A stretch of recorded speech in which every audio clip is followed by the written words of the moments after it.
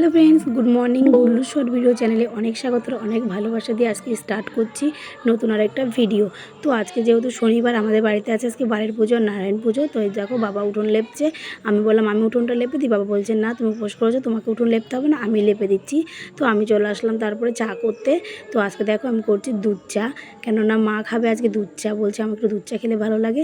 তো তারপরে দেখো দিদিকে রান্না করছে, আজকে যেহেতু শনিবার, তারপরে বাড়িতে পুজো বলে কথা। তো এই জন্য দিদি করছে আলু পনির দিয়ে তরকারি, আর পাঁচমিশালি একটা নিরামিষ তরকারি, আর ডাল আর চাটনি পাঁপড় তো সঙ্গে আছেই। তো তারপর আমরা চলে আসলাম গঙ্গায় স্নান করতে।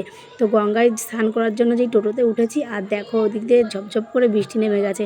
তো একসঙ্গে তো দুটো স্নান করে নিলাম, প্রথমে করে নিলাম বৃষ্টি স্নান, তারপরে করছি এখন গঙ্গা স্নান। আমি গঙ্গা স্নান করে বাড়িতে আস্তে আস্তে দেখছি আমাদের বাড়ি একটা পুকুর হয়ে গেছে, বৃষ্টির জলগুলো সব উঠোনের মধ্যে জমে গেছে। আর দেখো মা আর ছদি দুজনে মিলে বারান্দায় বসে বসে সব বাসনগুলো মেজে নিল, আর আমরা চলে আসলাম ঘরে ঠাকুরের সমস্ত কিছু গোছানোর জন্য।